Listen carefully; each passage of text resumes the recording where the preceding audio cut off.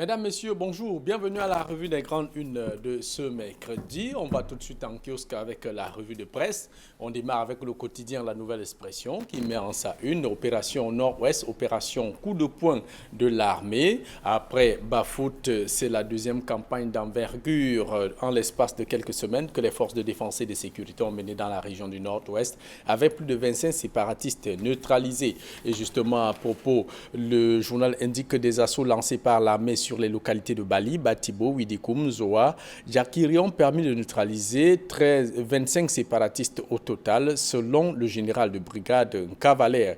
L'opération baptisée Bali a été mise sur pied par le général lui-même à la suite de nombreuses barricades érigées sur la route Bamenda-Bali, Batibo et Widikoum. Et puis, le journal parle de Covid-19 et les réfugiés camerounais du Nigeria s'interroge. Le journal avec l'avènement du coronavirus. C'est la panique totale. Ce sera une catastrophe si terrible si ce terrible virus rentrait dans ces camps, s'il n'y est pas encore, car c'est difficile d'y déceler les différents genres de morts qui ne se comptaient déjà pas en temps normal. Ce sont les propos d'un ressortissant du Nord-Ouest qui fait régulièrement les navettes entre ce camp de réfugiés aux Camerounais au Nigeria et au Cameroun, évidemment, ce camp de réfugiés qui compte à peu près 70 000 Camerounais. Et le journal déclaré qu'on n'évoque pas le cas de ces Camerounais qui s'entassent dans ces camps de réfugiés.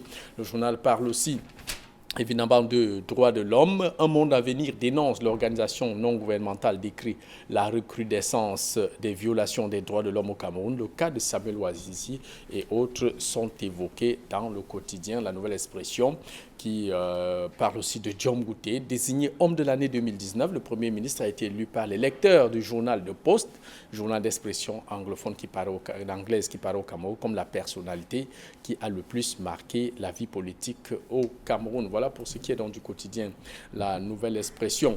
Le journal, on poursuit cette revue de presse avec le journal Le Messager qui met en sa une affaire Boba Simala. Affaire Boba Simala, le général Aïvo Desancio à la barre, écrit le journal. Le directeur de la sécurité présidentielle et ses éléments, sont attendus devant le juge pour témoigner dans l'affaire qui oppose le président de l'Assemblée nationale à son ex-aide de camp. Monument esclavagiste, le combat de André Blaise et Sama, l'activiste camerounais, son exemple qui est donc copié depuis quelque temps dans les capitales occidentales avec l'assassinat du noir américain George Floyd par un policier blanc.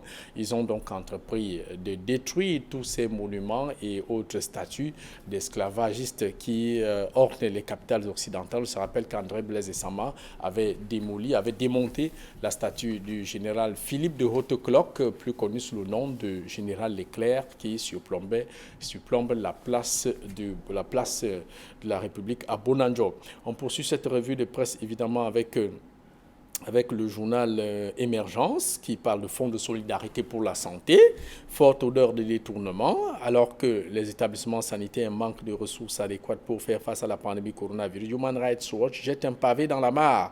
Quant à la gestion de ce fonds, la Banque mondiale épingle le Cameroun sur le sujet. Enquête au ministère de la Santé publique, conclut le journal. Le journal Mutation parle du culte de la personnalité, le magnanime Paul Biya.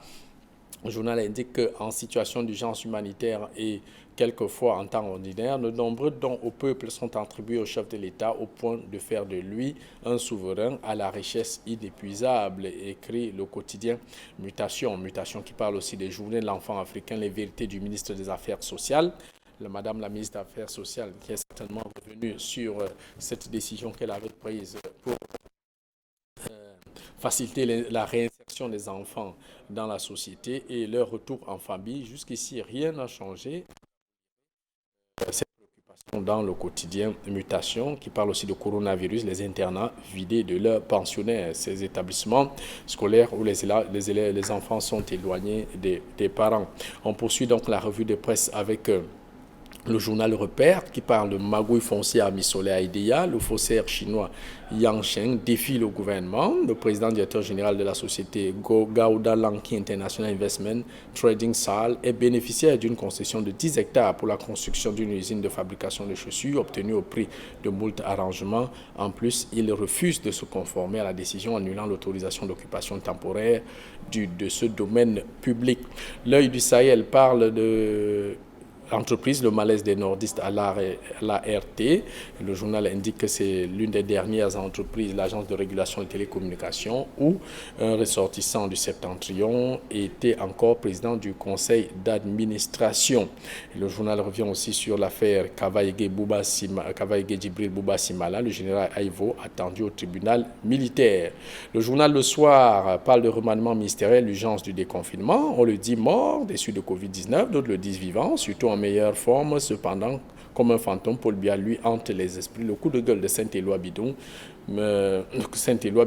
militant RDPC. Cameroun Tribune, lutte contre Covid-19, l'efficacité du dépistage précoce, suivre, tester et traiter, c'est la nouvelle stratégie adoptée par les autorités sanitaires au regard de la courbe d'infection, toujours à la hausse, suite au relâchement dans l'observation des mesures barrières par tous.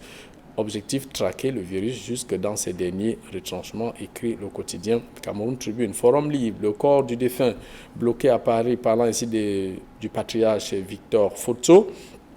Le même titre à la une de West Echo. D'abord, le jeune enquêteur qui parle d'incertitude sur le programme des obsèques de Fotso Victor.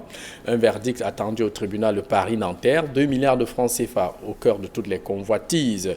Et pour finir, c'est évidemment le journal West Echo qui met obsèques de Fotso Victor avec cette caricature du patriarche apparaissant sous la forme d'un ange. On voit bien ses ailes. Il s'exclame: au pétard, si seulement pour m'enterrer, c'est la guerre. Pour ma succession, ils feront comment? C'est la question que pose donc Fotso Victor, et le journal d'indiquer que c'est là le suspense de Paris. On finit donc avec le quotidien L'économie qui parle d'intégration régionale, le Cameroun au bas de l'échelle, la deuxième édition du rapport de l'indice d'intégration régionale en Afrique, ARI 2019, a rendu son verdict en mai dernier à Addis Abeba. Après évaluation, selon certains critères de sélection précis, il ressort que le pays est parmi les mauvais élèves en la matière, suivant le classement.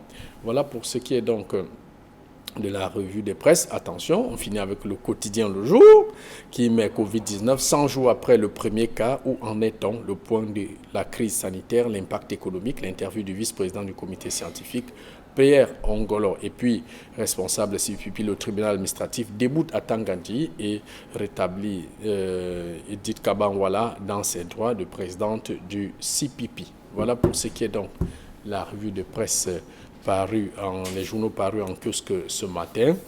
Place à présent avec nos invités sur plateau. Évidemment, Casimir Désiré Tagne, bonjour et bienvenue à la revue des Grandes Lunes. Bonjour Jean-Paul, bonjour aux nombreux téléspectateurs qui ne manquent pas l'occasion de suivre le mercredi de Casimir. Bonjour à tous, nous espérons que nous allons leur donner la bonne information comme d'habitude, mais déjà, en entame de l'émission, je voudrais saluer l'arrivée d'un nouveau président de parti politique à Douala. Il s'agit du professeur Chandan Tomé qui venait de créer le MPDR et qui apparemment est en train de placer son œuvre sous l'action du social. Il voudrait rendre visite ici même à Douala à un employé des brasseries qui a été déflaté, qui a été licencié après un accident de travail et on ne sait pas trop pourquoi. Il voudrait également visiter les chefs traditionnels et rendre visite à quelques autorités administratives de Douala. Nous lui souhaitons la bienvenue à Douala. Bonjour, Président Aristide Ngekap et bienvenue à la revue des Grandes Lunes ce matin. Bonjour Jean-Paul Chounial, bonjour à C'est vrai Casimir. que vous avez failli nous faire paniquer. Non. Bon, on comprend la pluie Bonjour ce matin. à Casimir Désiré Tanier, bonjour aux très nombreux téléspectateurs et téléspectatrices de la revue des Grandes Lunes. L'actualité qui vous a marqué? Écoutez, c'est l'actualité qui m'aura marqué ce matin. Ça fait le tour des journaux, notamment la convocation du directeur de la sécurité présidentielle, Le général Aïvo. le général Aïvo Descencio, pour venir témoigner dans l'affaire qui oppose le président de l'Assemblée nationale et son ex-aide de camp. Qui est par ailleurs son proche, le Bouba Simala. Oui, mais vous avez, le capitaine Bouba Simala a fait pratiquement plus de 20 ans avec le PAN, a coordonné la sécurité du PAN. Et s'il advienne qu'un jour, celui que vous êtes censé garder vous accuse d'avoir tenté de l'assassiner, ça devient très compliqué.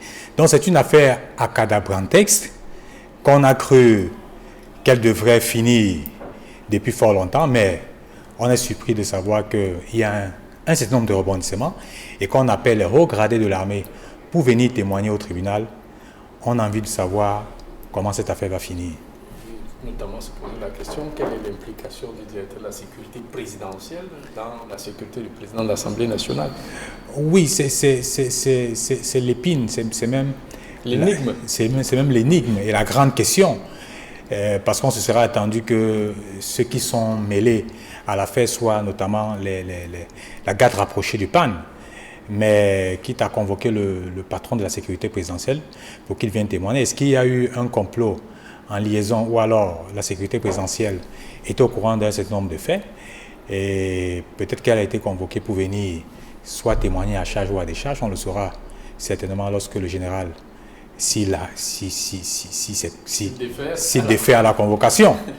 Donc certainement après cette audience qui est annoncée pour le 16 juin, on en saura certainement davantage. En tout cas, Prince Aristide Ngekam Kazimi Désiré Tania, je vous transmets le bonjour d'un fidèle téléspectateur. Il a été sous-préfet de Mbanga, le sous-préfet Basilekine Georges Magloire, et puis il était à Santa, il vient d'être affecté à Bamenda 3e, dans le nord-ouest. Vous avez son bonjour. Oui, dans le chaudron. C'est-à-dire qu'il part de Mbanga où c'était un tout petit peu paisible pour chuter dans le chaudron de la crise anglophone. Je voudrais aussi sortir en souhaitant aussi un autre sous-préfet. Et par ailleurs, l'ancien deuxième adjoint préfectoral du département du Haut-Kam, M. Dissango, qui a été cette fois-ci affecté comme sous-préfet d'Akweman. En tout cas, le sous-préfet a vos salutations. Kazimi Désiré Tania, démarrons donc ce programme par ce coup de poing de l'armée dans les colonnes du quotidien La Nouvelle Expression. Le général Nkavaler, on a envie de dire, c'est l'homme de la situation. Parce qu'en l'espace de quelques temps, il réussit à faire de véritables battues où les séparatistes ont pris la main dans le sac avec un important arsenal de guerre. Lorsqu'on voit ce que les hommes du général Nkavaler viennent de faire, je crois qu'on a envie de lui tirer un coup de chapeau bien mérité, surtout que ces derniers temps, les militaires n'étaient pas aussi adulés par les populations. Les militaires recevaient tous les coups avec tout ce qu'on connaît là, opération Garbou, tout ce que cela a comporté. Si pour une fois, l'armée a posé un acte positif, je crois que cela devrait se savoir. Cela devrait... Casimir, l'armée en pose beaucoup, il faut le préciser. L'armée en pose beaucoup, mais il y a aussi également beaucoup de brebis galeuses. Moi, j'ai l'habitude de vous faire comprendre que l'armée camerounaise est l'une des meilleures armées en Afrique. Nous disons tous la même chose. Et même peut-être dans le monde. Mais il y a toujours des brebis galeuses. Mais cette fois, l'armée camerounaise vient de payer un véritable coup de chapeau qui mérite d'être salué, avec des Kalachnikov qui ont été saisis, des pistolets et même des motos qui servaient à ces sécessionnistes-là, avec beaucoup de logistique, de matériel et de logistique qui servaient à ces sécessionnistes de sévir du côté du nord-ouest et surtout du côté de Bamenda. L'opération s'appelle l'opération Bali, qui a été menée à bien, mais quelques jours avant, il y a eu une autre opération, je crois opération Bafout ou quelque chose comme ça, qui a été également bien menée et qui mérite d'être saluée. Donc nous saluons vraiment et nous souhaitons que des actes comme cela se perpétuent tous les jours, parce que si les sécessionnistes ont le vent en poupe du côté du nord-ouest et du sud-ouest, c'est tout simplement parce que parfois l'armée veut être humaniste. L'armée ne veut pas trop de tueries. L'armée essaye autant que faire de se peut de contenir et de ne pas tuer. Donc je crois que s'il va falloir tuer pour que la paix règne, la paix n'a pas de prix. Il y a quelqu'un qui le disait quand il était secrétaire général du comité central du RDPC. René Emmanuel Sadi disait que la paix n'est rien, mais rien ne vaut la paix.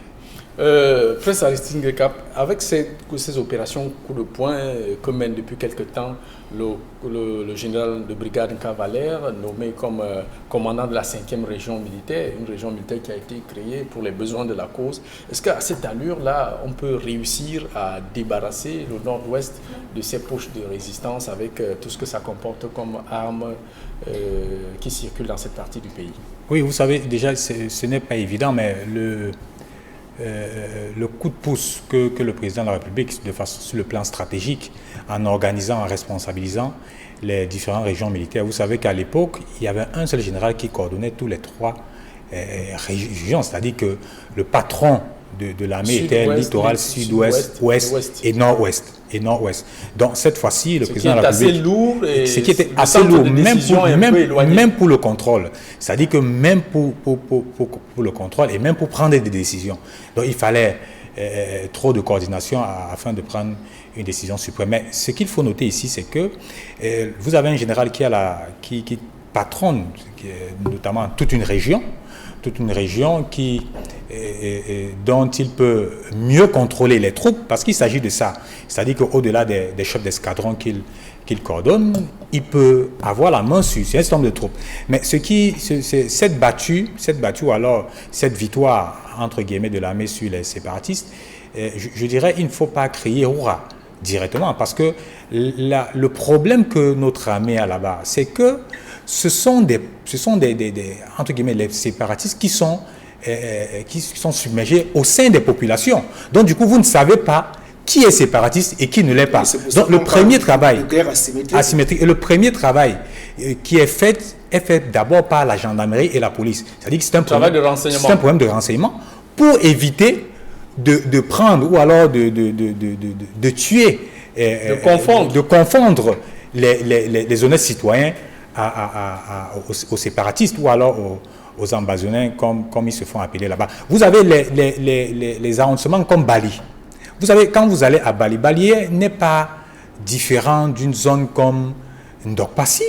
C'est pas différent, c'est une petite ville. C'est des petites zones, c'est des petites villes où les gens se connaissent, où les gens, c'est pas tout le monde qui est séparatiste. Et donc du coup, lorsque vous intervenez dans ce type de zone, vous avez de la peine à distinguer qui est, si ce n'est pas une sorte d'échange de coups de feu avec les cibles bien ciblées, qui peut vous permettre de distinguer.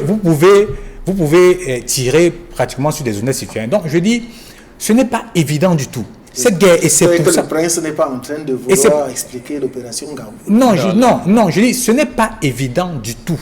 Et lorsqu'on parle même des brebis galeuses, il faut être à l'intérieur et sur le terrain pour comprendre que, généralement, les gars n'ont pas souvent le choix. Mais comme il faut le condamner, et mener des enquêtes, sortir le bon gré de livret, pour envoyer un signal, pour dire aux hommes, oui, nous savons que votre tâche n'est pas aussi évidente, mais il faut respecter le droit de la guerre. Casimir Désiré Tagna, pour sortir, est-ce que le général Cavalère, à travers cette façon de procéder, peut réussir à neutraliser véritablement les séparatistes dans cette partie du pays, avec tout ce qui compose, notamment la circulation des armes? Oui, à une condition. La condition, c'est qu'on lui donne les moyens et les hommes. Vous savez, on ne peut pas. D'ailleurs, le général, lui, est pratiquement dans son bureau. Il y a un colonel sur le terrain qui mène les opérations. Il y a des chefs à tous les niveaux. Il y a des chefs à tout. Donc, il faut qu'on lui donne non seulement les moyens, mais également les hommes. Et moi, j'ai toujours l'habitude de me demander pourquoi l'armée aéroportée n'intervient pas du côté du nord-ouest et du sud-ouest depuis que cette affaire a commencé. Parce que nous avons des hélicoptères de guerre, nous avons toute une machine qu'on pouvait mettre à disposition. Évidemment qu'on risque. Pas seulement tuer, mais pour traquer les sécessionnistes jusqu'à leur dernier retranchement. On a toutes les méthodes. Pourquoi est-ce qu'on ne les utilise pas? Pourquoi on n'utilise pas l'armée de l'air, les hélicoptères et les avions de guerre que nous avions? On ne demande pas d'amener les bombardiers là-bas. On ne demande pas d'amener les bombardiers là-bas, mais qu'on mette au moins les moyens matériels et physiques à la disposition du général Nkavale. Casimir Tanier, ce n'est pas du tout, comme je le disais, ce n'est pas du tout évident. Si vous n'avez pas ciblé, par exemple, un camp, que ce soit des sécessionnés où vous pouvez attaquer directement, je dis ce n'est pas évident. Et vous avez, je dis même, lorsque vous allez dans cette zone, vous avez même des gens, c'est-à-dire qui ont peur, qui connaissent même les sécessionnistes, mais qui ont peur des représailles. Est-ce que vous parlez de l'armée, vous êtes pris à partie? Oui, je dis même avec l'armée, c'est-à-dire que vous avez des gens. Est-ce que vous vous rendez compte que que ce soit des sécessionnistes appellent des gens en ville pour leur dire envoyez-nous les moyens ou envoyez-nous de la nourriture ou alors contribuez à l'effort de guerre. Mais ces gens-là ne peuvent rien dire. Ces gens-là ne peuvent rien dire parce qu'ils sont sous le coup de la menace des sécessionnistes. Donc, c'est un travail qui est difficile. Je dis bien le travail de notre armée, Casimir, est très difficile. Lorsque vous faites un tour dans les zones du nord-ouest et du sud-ouest, vous échangez avec des gens, vous comprenez un peu comment l'état d'esprit des gens. Et l'état d'esprit de l'armée et l'état d'esprit des populations. Surtout même des populations qui ont peur. Parce que même pour combattre les sécessionnistes, il faudrait que le renseignement circule. Mais si quelqu'un, on a eu des cas où des chefs traditionnels même ont donné un certain nombre d'informations, ils ont été enlevés ou abattus. Donc, du coup, lorsque des personnalités comme ça sont enlevées, mais le pauvre ou alors le modeste citoyen, ils ont peur. A peur. Il dit, mais attends, si un sous-préfet peut être enlevé, combien de fois moi? Et du coup, c'est bouche cousue. Donc, c'est un travail qui est difficile. C'est un travail que notre armée mène qui est difficile. Et je pense que le déploiement, que ce soit des gendarmes et des policiers là-bas, c'est pour faire une sorte de travail de ratissage, de renseignement, afin de distinguer qui est sécessionniste et qui n'est pas sécessionniste. Il faut faire un travail pour les éventuelles interpellations. Casimir Désiré Tanier, on parle un peu de la situation des réfugiés camerounais qui sont au Nigeria. Le quotidien de la Nouvelle Expression indique qu'il y a 70 000. Que sont-ils devenus? Comment vivent-ils à l'heure où le coronavirus sévit? On n'en parle même pas du tout. Ce sont des Camerounais qui ont fui la guerre du côté du nord-ouest et du sud-ouest, qui se retrouvent dans des camps de réfugiés au Nigeria. Mais il faut dire également que même au Cameroun, il y a des réfugiés nigérians qui sont réfugiés du côté de l'extrême nord à Maroua. Et depuis que le coronavirus est en train de sévir, nulle part on a entendu une aide en direction de ces réfugiés, que ce soit au Nigeria, que ce soit au Cameroun. Je crois que c'est très bien fait pour la Nouvelle Expression d'attirer l'attention et des pouvoirs publics et des élus du peuple pour que, et même des élites, pour que les prochains dons soient au moins orientés vers ces réfugiés-là. Parce qu'il faut dire que pratiquement ces réfugiés sont abandonnés au Haut Commissariat des Nations Unies pour les réfugiés. Et quelques rares associations qui ont voulu intervenir là-bas, comme la fondation Aya Paul Abiné, qui a voulu intervenir, ont été taxées de tous les noms d'oiseaux. Encore que ces associations-là, quels sont leurs moyens? Est-ce qu'ils ont même les moyens même pour... Ils sont limités. Donc, nous attirons l'attention des autorités, des pouvoirs publics, des élus du peuple et de tous les autres élites d'avoir un regard vers les réfugiés du Cameroun et du Nigeria. Un mot dessus, Presse Aristide. Je pense que c'est de la responsabilité de l'État du Cameroun.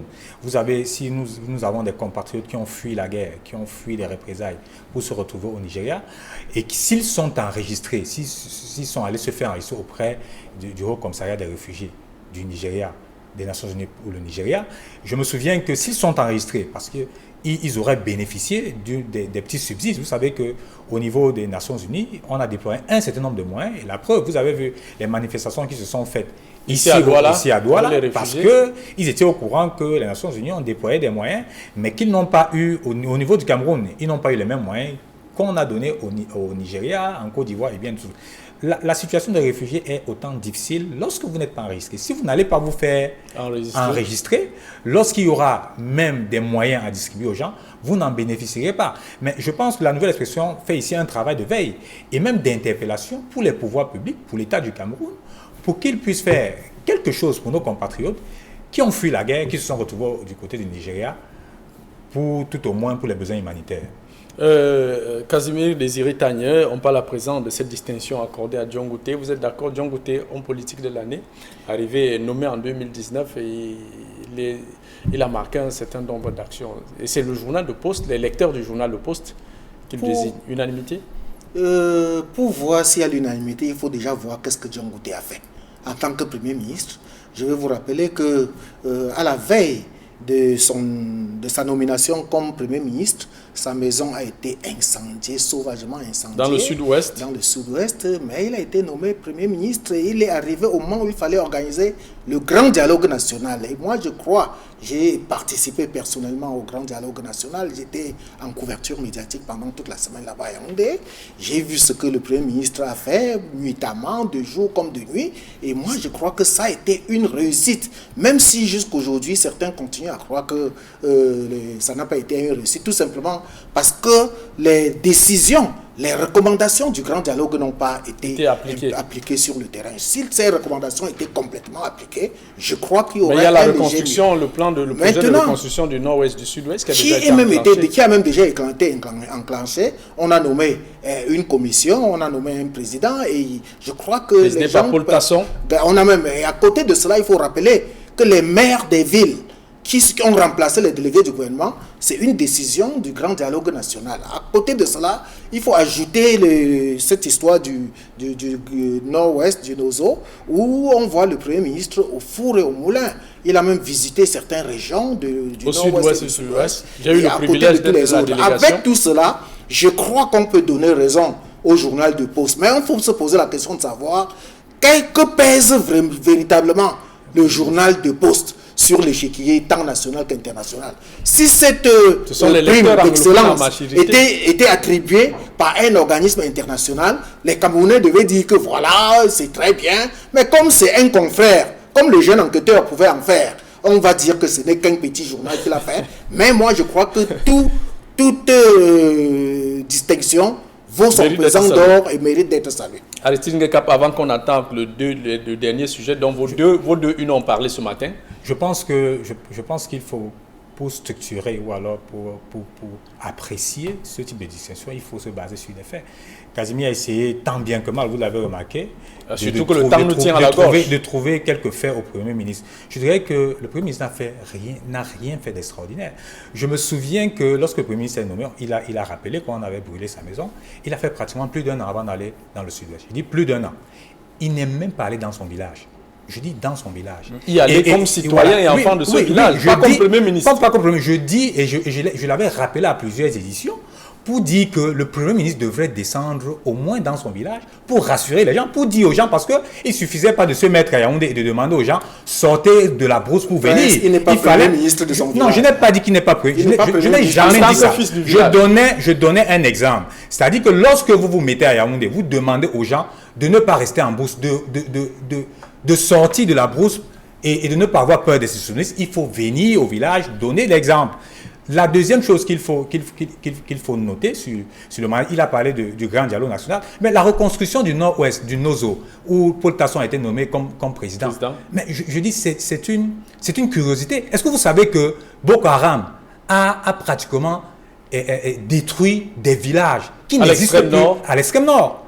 C'est une aberration. C'est-à-dire que s'il fallait commencer par créer une commission de reconstruction, il fallait commencer par le Grand Nord. Il fallait commencer par l'extrême nord. Vous avez le département une partie du département de Logo-Chari où les villages n'existent plus. Le gouvernement du Cameroun, je vous le dis, le gouvernement n'avait pas compris quel était l'objet du grand dialogue national. Non, ce n'est pas le grand dialogue. Le grand dialogue national ne se basait pas sur les actions de Boko Haram. C'était pour tout le Cameroun. C'était pour tout le Cameroun. On ne peut pas. Que toutes les régions avaient été consultées. On ne peut pas chercher à résoudre un problème dans une certaine région et laisser les autres. Je vous dis que la région de l'extrême nord a totalement été décimée. Il y a des villages qui n'existent plus. Il y a des gens qui ont fui leur village. S'il fallait reconstruire le Cameroun, il fallait lancer le plan au même moment. Il fallait lancer le plan au même moment. On sort.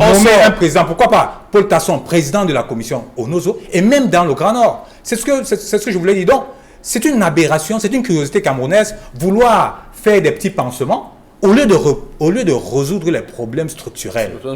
Alors, on sort donc par ce sujet dont vos deux unes ont parlé, vos journaux ont parlé ce matin. Casimir Désiré Tagne, fils de Banjoun, vous qui suivez cette actualité, cette polémique autour des obsèques du patriarche Fotso Victor, l'affaire est déjà au tribunal.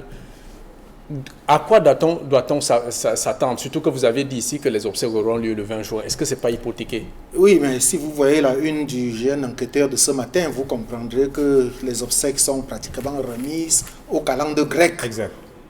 Parce que ce matin même, nous sommes le 17 juin 2020, a lieu une audience du tribunal de Nanterre à Paris, où il va être décidé si oui ou non il y aura les obsèques.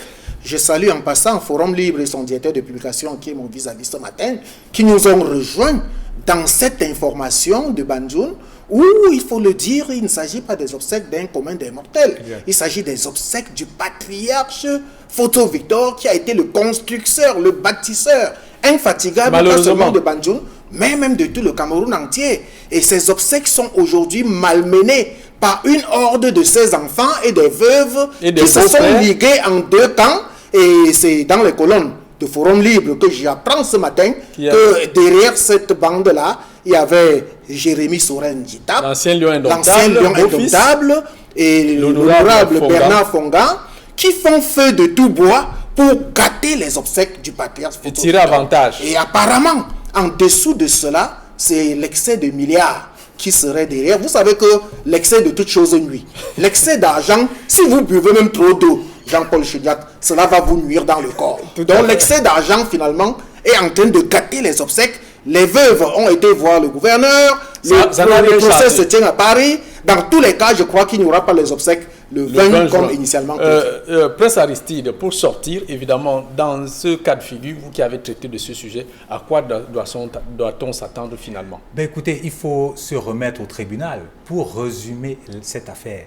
C'est que vous avez... Quel que soit le temps que ça prendra. Quel que soit le temps que ça prendra. Et je peux vous dire, le camp de ceux qui ont attaqué, qui ont porté plainte au niveau du tribunal de Nanterre pour intercepter le déploiement ou alors le déplacement du corps du patriarche Fosso Victor pour le Cameroun, ont donné une seule raison, c'est-à-dire en disant, Fosso Victor avec beaucoup d'enfants, il faudrait que les enfants s'entendent pour une date, afin que tout le monde puisse assister, soit présent. Je vous donne une évaluation, sans vous couper.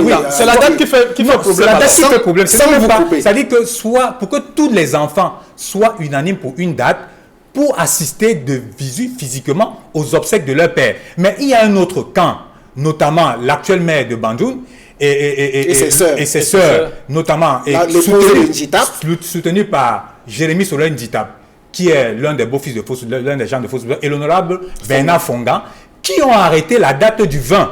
Et du coup, la majorité, parce qu'il faut le noter, si vous voyez une sorte de mémorandum qui a été fait par les veuves, c'est la majorité des veuves. La majorité des veuves n'est pas d'accord sur la date du 20, y compris les enfants. Et par conséquent, ils ont porté plainte au niveau du tribunal de Nanterre et nous avons appris de source sûre que la dépouille devrait être portée en catimini avec un vol spécial pour être ramené au niveau, c'était vendredi. Et c'est pour ça que les avocats ont pris une décision pour aller saisir les autorités portuaires, aéroportuaires françaises, interdisant donc l'embarquement de ce corps. Donc, nous sommes partis là, il n'y aura pas d'obsèques. Il faut le dire, tel que c'est parti, il n'y aura pas d'obsèques. Le 20 juin de Fosso Victor à Banjoun, nous allons attendre tous la décision du tribunal de Nanterre et la suite, forcément, c'est que les enfants doivent s'asseoir, arrêter une date. Et surtout qu'ils disent qu'ils ne peuvent pas être pressés parce que leur père, avec beaucoup d'argent, le corps de Fosso Victor peut faire même 1 an dans une morgue. Il n'y a pas de problème. Il n'y a pas de problème pour lui réserver des obsèques grandes. Fosso Victor, je vais vous dire, s'il vous plaît, nous sommes arrivés. Le patriarche Fosso Victor n'était pas un chef traditionnel qu'on doit dire qu'on doit l'enterrer afin de faire les obsèques officielles. Mais il était un notable. C'est un notable. Bon, mais je peux vous dire que les enfants doivent s'asseoir, doivent être unanimes pour une date afin d'enterrer dignement le patriarche Fosso Victor. Merci, chers messieurs. Nous sommes arrivés au terme de cette édition de la Revue des Grandes Unes. La pensée du jour: ne te dispute jamais avec un menteur. Tu ne pourras jamais gagner car il croit en ses propres mensonges. Ne te dispute jamais avec un menteur. Tu ne pourras jamais gagner car il croit en ses propres mensonges. Madame, c'était tout. Mesdames, messieurs, c'était tout pour cette édition de la Revue des Grandes Unes. Rendez-vous demain pour une autre édition.